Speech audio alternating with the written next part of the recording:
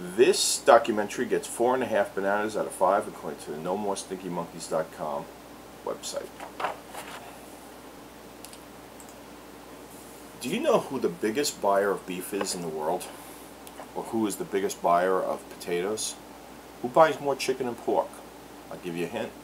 They used to tell you that you deserve a break today. McDonald's buys more of these products because they have the most restaurants in the world. And they've been that way for close to 50 years.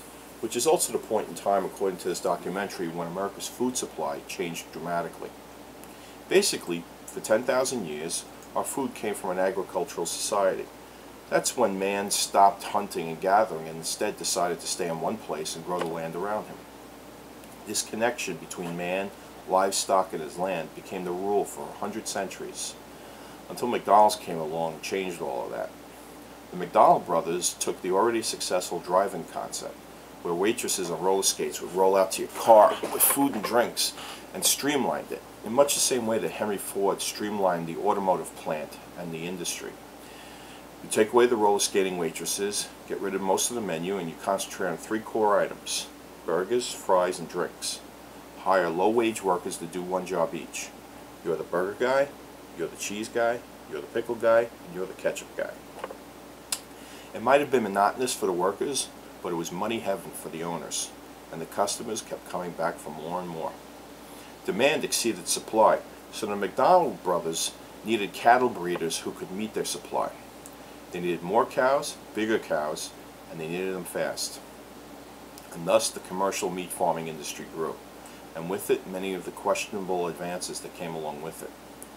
When you have 100 head of cattle, you can feed them grass, and their manure will produce more grass. But when you have 100,000, there's not enough grass or room to grow it in. So instead you feed them something else. But what? How about corn? Great, but how do you get farmers to switch their entire farms over to growing corn? By giving them government tax subsidies so that they basically grow nothing but corn. And that's what they do. And boy, do they grow a lot of corn. So much so that corn is in almost every food we buy off our supermarket shelves. From what feeds our beef, to the high fructose corn syrup that sweetens our cereals and sodas. In fact, corn is found in light beer, candy, cake, instant coffee, even toothpaste and yogurt. It makes the cattle fatter, it makes us fatter. Type 2 diabetes used to be a disease that only struck adults. Now, 1 out of 3 kids born after 2000 will develop the disease, and half of all black kids born after 2000 will get it. But this is just a small part of a movie about an incredibly complex web of corporate food engineering and government help to keep it flowing. When Marie Antoinette got her head cut off, it was basically because food prices in France had soared. Since then, governments and politicians have known that cheap food prices keep the public from getting angry. If the cheaper food is not so good for you in the long run, well, that's just a chance we're all going to have to take. Unless you buy organic or shop locally. The closer our food source is, the less chemicals it needs to stay fresh. If you can grow your own garden of vegetables, even better. But some people don't have the time, space, or skills for that. But you can buy from local farm stands and put natural, healthy food on your family's table. When you buy groceries from across the country, like vegetables from California, you risk things like salmonella and E. coli, which is not usually fatal for a healthy adult, but can kill weak older people and young children.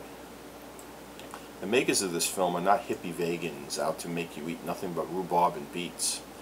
They prominently show a meat farmer in Virginia who slaughters his animals and sells the meat to his neighbors, but does it in as humane a way as possible. And he also shows how kind he treats his animals up until their ultimate demise. You may not like watching his chickens getting killed, but at least they lead a much better life than the ones shown in these large concentration camp-like conditions on old tobacco farms. Those poor animals stand in their own filth and never get to see the light of day.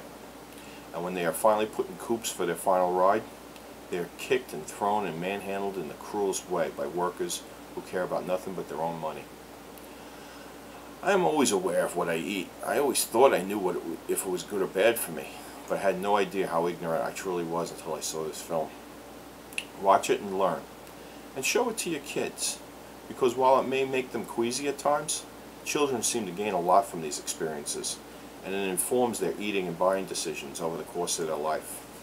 Food Incorporated should be required viewing in all schools. Learn what you are putting in your body from the Predator.